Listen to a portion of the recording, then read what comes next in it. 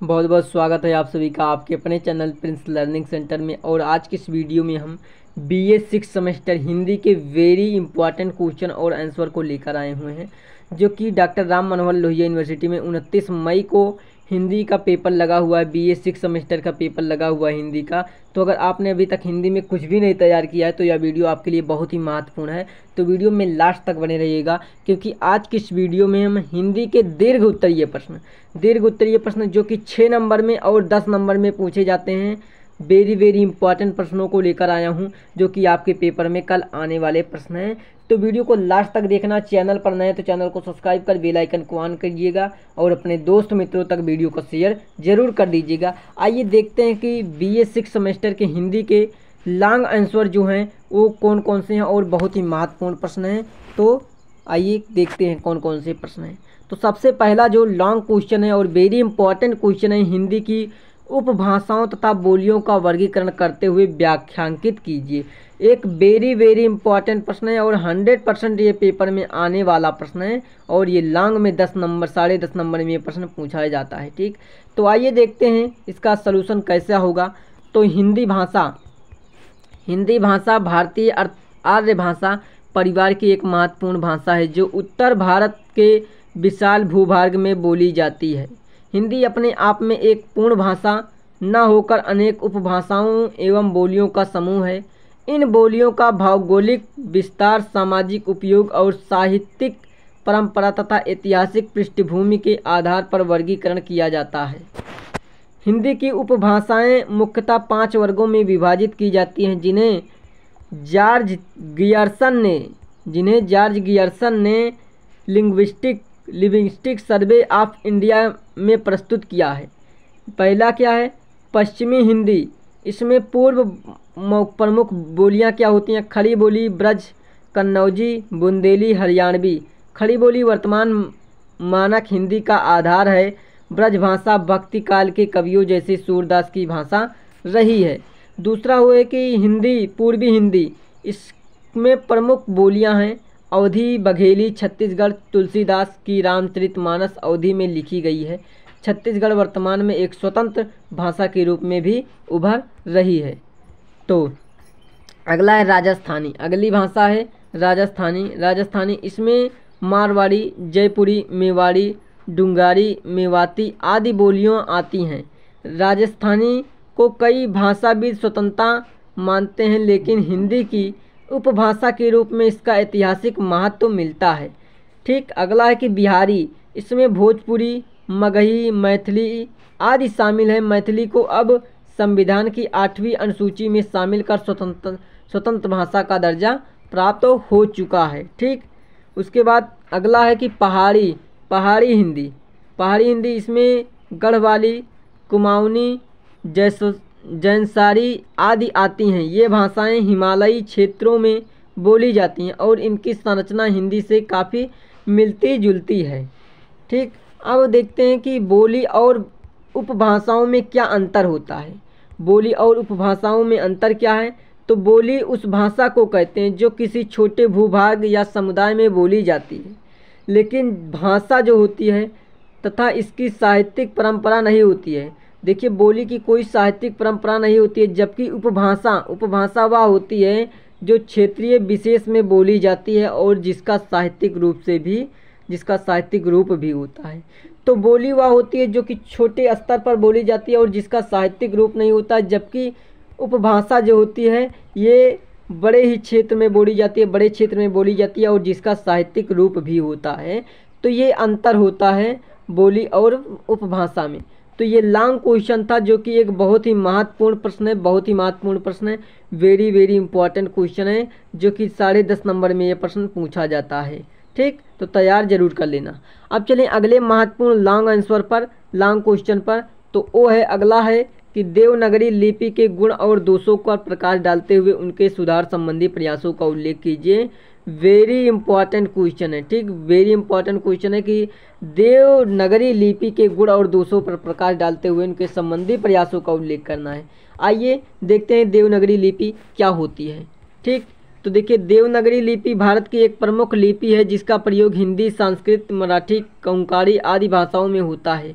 हिंदी के मानवीकरण में देवनागरी लिपि की महत्वपूर्ण भूमिका रही है। इस लिपि के कई गुण हैं परंतु कुछ दोष भी हैं जिन्हें समय समय पर सुधारने के प्रयास किए गए हैं। ठीक, तो आइए देखते हैं कि देवनागरी लिपि के गुण क्या हैं और दोष क्या हैं। तो देवनागरी लिपि के सबसे पहले गुण की बात करें तो देवनागरी लिपि के गुण या क्या होता है, धन्यात्मक। देवनागरी लिपि का सबसे बड़ा गुण यह है कि इसमें जो बोला जाता है वही लिखा जाता है। प्रत्येक ध्वनि के लिए एक निश्चित वर्ण होता है। ठीक, दूसरा है कि वर्णमाला का वैज्ञानिक क्रम। इसमें वर्णों को स्वरों और व्यंजनों में विभाजित करके रखा गया है। व्यंजनों को उनके उच्चारण स्थान और पद्धति के अनुसार क्रमबद्ध किया गया है। ठीक, और अगला देखें, अगला है कि संयुक्त अक्षर ठीक की व्यवस्था। दो या दो से अधिक व्यंजनों के मेल से बने वाले संयुक्त अक्षर स्पष्ट रूप से लिखे जा सकते हैं। चौथा की सरलता और स्पष्टता। इसकी संरचना स्पष्ट और पढ़ने में सहज होती है। और आइए देखते हैं कि देवनागरी लिपि के दोष क्या हैं। तो देवनागरी लिपि के दोष भी हैं, तो आइए देखते हैं। पहला है कि संयुक्त अक्षरों की जटिलता। कई बार संयुक्त अक्षरों में का सीखना और पढ़ना जटिल हो जाता है, जैसे कि ज्ञा, त्रा आदि। दूसरा चंद बिंदु और अनुशासिक का भ्रम। चंद बिंदु और अनुनासिक के प्रयोग के अनेक बार भ्रम होता है। ठीक, और तीसरा है कि अधिक स्थान घेरती है। देवनागरी लिपि के वर्णों की संरचना ऐसी है कि वे अधिक स्थान लेती हैं जिससे कि मुद्रण की लागत भी बढ़ जाती है। ठीक, अब इसमें सुधार संबंधी क्या प्रयास किए जा सकते हैं, आइए देखते हैं।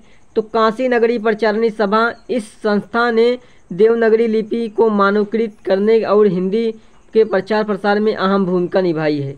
दूसरा है प्रौद्योगिकी सुधार। कंप्यूटर और मोबाइल के लिए देवनागरी यूनिकोड फ्रंट विकसित किए गए हैं। इससे डिजिटल दुनिया में हिंदी का उपयोग सरल हुआ है। और तीसरा है कि शुद्ध लेखन की शिक्षा। विद्यालय और विश्वविद्यालय में देवनागरी लिपि के शुद्ध प्रयोग को बढ़ावा देने के लिए पाठ्यक्रमों में प्रशिक्षण दिया जा रहा है। तो ये देवनागरी लिपि के सुधार के प्रयास हैं। ठीक, उसके बाद अगले इम्पॉर्टेंट प्रश्न पर देखें जो कि लॉन्ग का वेरी इंपॉर्टेंट प्रश्न है। भारतीय आर्य भाषा के शब्द संपदा का परिचय देते हुए उसके वर्गीकरण का उल्लेख कीजिए। इम्पॉर्टेंट क्वेश्चन है। ठीक, तो आइए देखते हैं कि भारतीय आर्य भाषा के शब्द संपदा का परिचय क्या रहा है, आर्य भाषा क्या रही है भारत में। ठीक, तो देखिए भारतीय आर्य भाषा परिवार में आने वाली भाषाओं की शब्द संपदा अत्यंत समृद्ध और विविध है। इन भाषाओं में संस्कृत, हिंदी, मराठी, गुजराती, बांग्ला, पंजाबी, उर्दू आदि सम्मिलित हैं। विशेष रूप से हिंदी भाषा की शब्द संपदा विभिन्न स्रोतों से समृद्ध हुई है जिससे इसकी अभिव्यक्ति शक्ति और प्रभावशीलता बढ़ी है। भारतीय आर्य भाषा की शब्द संपदा के स्रोत क्या हैं, आइए देखते हैं। तो पहला है तत्सम शब्द। क्या है? पहला है तत्सम शब्द। और दूसरा क्या है देखते हैं। दूसरा है, पहले तत्सम शब्द देख लेते हैं। तत्सम शब्द होता क्या है? संस्कृत से यथावत ग्रहण किए गए शब्द तत्सम शब्द कहलाते हैं। जो संस्कृत से यथावत ग्रहण कर लिए जाते हैं वे तत्सम शब्द होते हैं। ये शब्द विद्यापूर्ण, शुद्ध और औपचारिक भाषा का लेखन में प्रयोग किए जाते हैं, जैसे कि न्यायपालिका, धर्म, आत्मा, प्रभु, कर्तव्य आदि। अगला होता है कि तद्भव शब्द वे शब्द हैं जो संस्कृत के जनभाषा के विकास क्रम में ध्वनि परिवर्तन के साथ आए हैं। ये अधिक सहज और लोक प्रचलित होते हैं, जैसे कि पानी, पनीय, आग को अग्नि, वाणी को वाणी, मान को मनस आदि कहा जाता है। ठीक, उसके बाद अगला है कि देशज शब्द। क्या है? देशज शब्द वे शब्द जो भारत की लोक भाषाओं या बोलियों में आए हैं। इनका संस्कृत से कोई प्रत्यक्ष संबंध नहीं होता है। ये आम बोलचाल की भाषा में अधिक प्रयुक्त होते हैं, जैसे कुर्सी, खटिया, लोटा, झोला, झाड़ू आदि। ये सब क्या है? देशज शब्द में आते हैं, देशज शब्द के अंतर्गत आते हैं। और अगला है विदेशज या विदेशी शब्द, जिसको हम विदेशी शब्द भी कह सकते हैं। वे शब्द जो हिंदी में अरबी, फारसी और अंग्रेजी, पुर्तगाली आदि विदेशी भाषाओं से आए हैं। जैसे कि फारसी, अरबी, किताब, आदमी, हुकूमत, कानून, अंग्रेजी, रेल, स्कूल, अस्पताल, ट्रेनर। ठीक, ये सब विदेशज या विदेशी शब्द में आते हैं। अब शब्द संपदा का वर्गीकरण किस प्रकार किया गया है? तो शब्द संपदा का वर्गीकरण धात्विक वर्गीकरण किया गया है। जो शब्द संस्कृत की धातुओं से निर्मित हैं वे क्रियात्मक व संज्ञात्मक दोनों रूप में प्रयुक्त होते हैं। दूसरा कि विन्यास आधारित वर्गीकरण किया गया है। विन्यास आधारित वर्गीकरण जो है वो चार रूप से सरल शब्द, संयुक्त शब्द और यौगिक शब्द और संक्षिप्त शब्द। ठीक, उसके बाद है कि अगला प्रश्न है देवनागरी लिपि उद्भव विकास सुधारों के प्रश्न का विस्तृत विश्लेषण कीजिए। वेरी इंपॉर्टेंट प्रश्न है, देवलिपि के उद्भव विकास सुधारों के प्रश्न का विस्तृत विश्लेषण करना है। वेरी इंपॉर्टेंट प्रश्न है। आइए देखते हैं इसको सलूशन कैसे करने वाले। लॉन्ग क्वेश्चन है और इसका आंसर कैसे लिखेंगे, तो इम्पॉर्टेंट प्रश्न है, तैयार जरूर करना है। देखते हैं।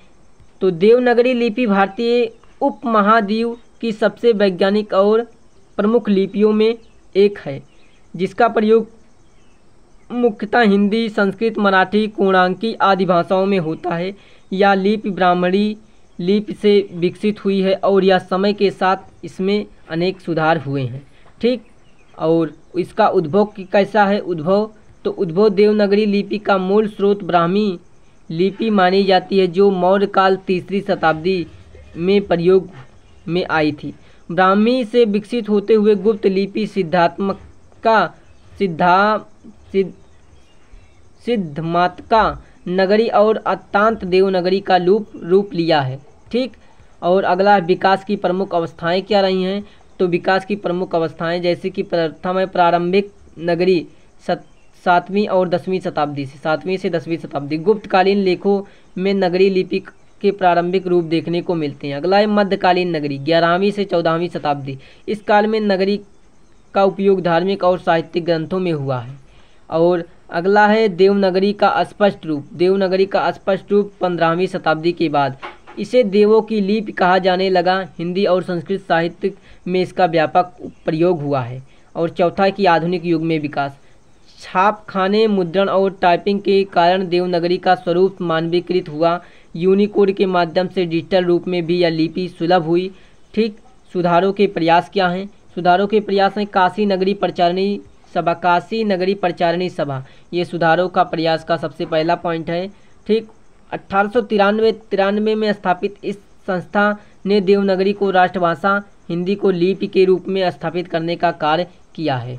ठीक, दूसरा है कि समाज सुधारकों का योगदान भारतेंद्र हरिश्चंद्र, राजा शिव प्रसाद सितारे, हिंद महावीर प्रसाद द्विवेदी आदि ने देवनागरी का प्रचार में योगदान दिया। तीसरा है कि तकनीकी सुधार, टाइपराइटर, कंप्यूटर व मोबाइल फोन्स जैसे मंगल कृतदेव यूनिकोड ने इनके उपयोग और सरल व व्यवहारिक बना दिया है।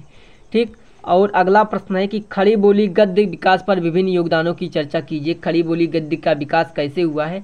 एक वेरी इंपॉर्टेंट क्वेश्चन है और 100% पेपर में आने वाला ये प्रश्न है, तो तैयार जरूर करना इस प्रश्न को कि खड़ी बोली गद्य के विकास पर विभिन्न योगदान क्या हैं, उनकी चर्चा करना है। आइए देखते हैं खड़ी बोली गद्य विकास क्या है।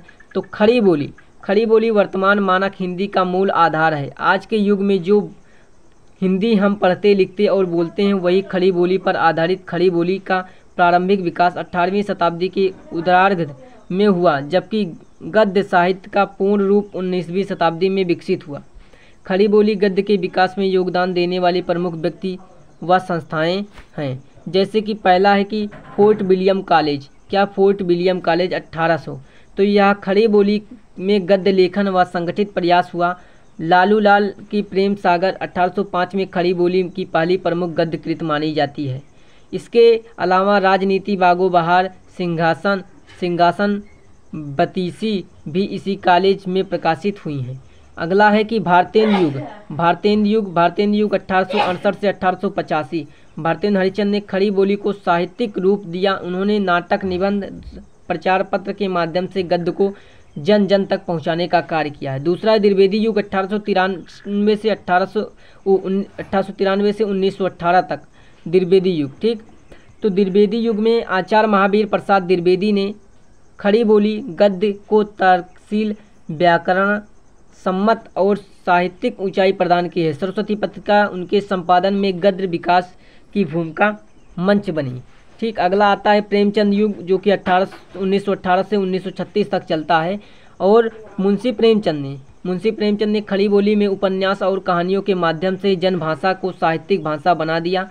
गोदान, गबन, कफन आदि कृतियाँ इसका उदाहरण रही हैं। और अगला आता है कि आधुनिक काल 1947 के बाद लगता है। अब खड़ी बोली हिंदी देश के राज्य भाषा बन गई है, जिसका प्रयोग शिक्षा, प्रशासन, संचार, साहित्य, मीडिया आदि में हो रहा है। तो खड़ी बोली का ये इतिहास जो रहा है, वेरी इंपॉर्टेंट क्वेश्चन है, आपको इसको तैयार जरूर कर लेना। पेपर में इसके आने की 100% संभावना है कि ये पेपर में प्रश्न आएगा। ठीक, चलिए अगले प्रश्न पर चलते हैं। तो अगला प्रश्न देखते हैं। अगला प्रश्न जो है वो है कि मध्यकालीन आर्य भाषा की तृतीय अवस्था अपभ्रंश के उद्भव का व विकास स्पष्ट करें। ठीक, तो देखिए भारतीय आर्य भाषाओं के विकास का इतिहास 3 प्रमुख चरणों में बांटा गया। पहला प्राचीन काल, दूसरा है मध्यकालीन और तीसरा है उत्तर मध्यकालीन या तृतीय अवस्था, जिसके अपभ्रंश कहते हैं। ठीक, तो आइए देखते हैं कि अपभ्रंश का उद्भव क्या है। अपभ्रंश शब्द का अर्थ होता है बिगड़ा हुआ रूप या प्राकृतिक भाषाओं के परिवर्तनशील रूप से उत्पन्न हुआ। अपभ्रंश भाषाएं 6वीं से 13वीं शताब्दी तक उत्तर भारत में प्रचलित रही हैं। ठीक, इनकी मुख्य विशेषताएं क्या होती हैं। अपभ्रंश में संस्कृत की कठोरता और प्राकृतिक सीमितता नहीं थी या अधिक जनसभा के निकट था। इसमें व्याकरणिक सरलीकरण, ध्वनि परिवर्तनों और स्थानीय प्रभावों का समावेश दिखता है। इसका विकास कैसा था। साहित्यिक विकास अपभ्रंश में अनेक जैन कवियों की रचनाएं की, जैसे पुष्पदंत महापुराण, हेमचंद्राचार्य योग शास्त्र। ठीक, और ध्वनि परिवर्तन इसमें कैसे हुआ है, तो संस्कृत वा बा पा सा सा संधियों का लोप। ठीक, तो इस प्रकार इसमें हुआ है। अगला कि सामाजिक प्रयोग, यह भाषा मंदिरों, धर्मस्थलों और जन समुदायों की भाषा थी। भक्ति आंदोलन में अपभ्रंश ने बड़ी भूमिका निभाई है। अपभ्रंश से आधुनिक भाषाओं का जन्म होता है और खड़ी बोली, अवधी, ब्रज, मैथिली, गुजराती, राजस्थानी आदि आधुनिक भाषाएं अपभ्रंश में विकसित होती हैं। तो ये लॉन्ग आंसर का वेरी इंपॉर्टेंट प्रश्न था। इसको आपको तैयार जरूर कर लेना है। अगला प्रश्न देखें, जो कि लॉन्ग क्वेश्चन का वेरी इंपॉर्टेंट क्वेश्चन है। हिंदी की विविध बोलियों का परिचय देते हुए पूर्वी हिंदी और पश्चिमी हिंदी में अंतर स्पष्ट कीजिए। वेरी इंपॉर्टेंट क्वेश्चन है। ठीक, हिंदी की विविध बोलियों का परिचय देते हुए हिंदी पूर्वी और पश्चिमी हिंदी में अंतर क्या है, स्पष्ट करना है। आइए देखते हैं। हिंदी एक समृद्ध भाषा है जिसका अनेक क्षेत्रीय बोलियां हैं। इन बोलियों ने हिंदी भाषा और साहित्य को गहराई और विविधता प्रदान की है। भाषा विज्ञान के अनुसार हिंदी को मुख्यतः 2 भागों में विभाजित किया गया है, पूर्वी हिंदी और पश्चिमी हिंदी। तो हिंदी की 2 प्रमुख बोलियाँ हैं, पूर्वी और पश्चिमी। तो पूर्वी हिंदी में क्या आती है, अवधी, बघेली और छत्तीसगढ़ी भाषा आती है, जबकि पश्चिमी में हिंदी, खड़ी बोली और ब्रज भाषा, कन्नौजी, बुंदेलखंडी, हरियाणवी आती हैं। ठीक, तो आज की इस वीडियो में हमने देखा बहुत सारे महत्वपूर्ण लॉन्ग क्वेश्चन देखा हिंदी के, जो कि BA 6 सेमेस्टर के लिए बहुत ही महत्वपूर्ण है और कल ये आपके पेपर में आने वाले प्रश्न हैं। तो वीडियो को ज़्यादा से ज़्यादा लोगों तक शेयर कीजिएगा। चैनल पर पहली बार आए तो चैनल को सब्सक्राइब कीजिएगा। मिलते हैं नेक्स्ट वीडियो में, तब तक के लिए थैंक यू।